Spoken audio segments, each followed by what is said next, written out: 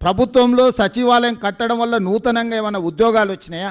ఎవరికైనా ఉపాధి కానీ ఎవరికైనా భవిష్యత్ ప్రణాళికలకు ఆ సచివాలయం అని పనికొచ్చిందా? కేవలం నీ కొడుకును ముఖ్యమంత్రిని చేయాలన్న ఆలోచనతో వాస్తు సరిగ్గా లేదని ఇంకా 100 సంవత్సరాలు సేవలు అందించగలిగిన భవనాలను కూల్చేసి ఎల్ఎన్టీ లాంటి సంస్థలు కట్టిన భవనాలను కూల్చి ఇప్పుడున్న సచివాలయం కట్టిన పేద ప్రజలకు ఆ సచివాలయం వల్ల అనాపైస ప్రయోజనం ఏమైనా వనగూరిందా?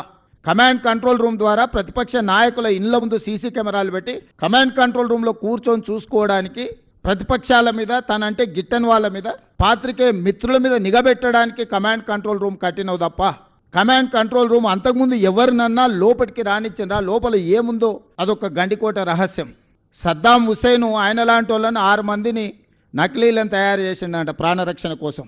ఎక్కడికి వెళ్ళినా వాళ్ళు ముందుగాల వెళ్తే ఎవరు సద్దాం హుస్సేనో తెలియక ఎవరిని చంపాలనో ఆలోచన చేస్తారని భయంతోని కుటుంబ సభ్యులు కూడా సొంత భార్య కూడా అత్యాయత్నం చేస్తుందనే భయంతో నకిలీ సద్దాం హుస్సేన్లను తయారు చేసి నమూనాలను పెట్టి ప్రాణభయంతోనే రక్షణ కల్పించుకున్నాడని మనం చాలా వార్తలు చదివినాం.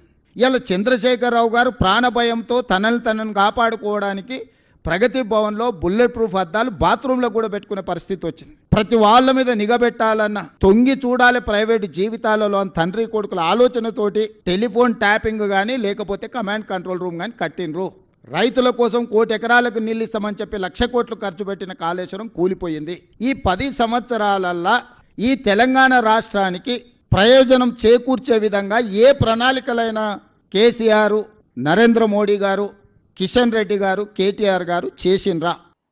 కమాండ్ కంట్రోలు ఉపయోగం లేదు కేసీఆర్ మా మీద నిఘా పెట్టడానికి. మరి పెడుతున్నావు ఇప్పుడు నిఘా? ఇప్పుడు నువ్వు నిఘా పెట్టడానికి ఆడ కూర్చుంటున్నావు అన్నట, రోజు 18 గంటలు కేవలం ఆ పనే చేస్తున్నావు అన్నట. ప్రతిపక్ష నాయకులపైన నిఘా పెట్టే పనే చేస్తున్నావు ఆడ కూర్చొని.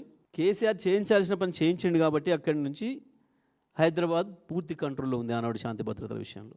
ఇవాళ నువ్వు చేయకూడని పనులు చేస్తున్నట్టు ఆడ కూర్చొని అందుకని శాంతి భద్రతలు కంట్రోల్ తప్పుతున్నాయి. 50% పై క్రైమ్ పెరిగింది.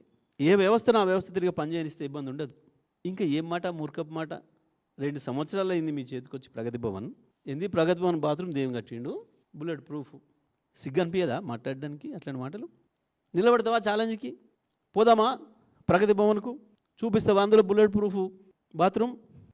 ఎందుకు నీకు అందులో కూర్చోవడానికి భయమై బట్టి విక్రమ్ పంపినావా? అందులో వెనక దవ్వుకున్న డోర్ రాకపోతే ఊపిరి ఆడకుండా పోవాలని 100 రూమ్లో నడిచినావు. చూపించాలి కదా ప్రజలకు తెల్లారి పోయి. మేము ఉన్న రోజు నీకు అవకాశం లేదు, లోపల రాలేదు, వాళ్ళు తీసుకుపోయి చూపించాలి కదా.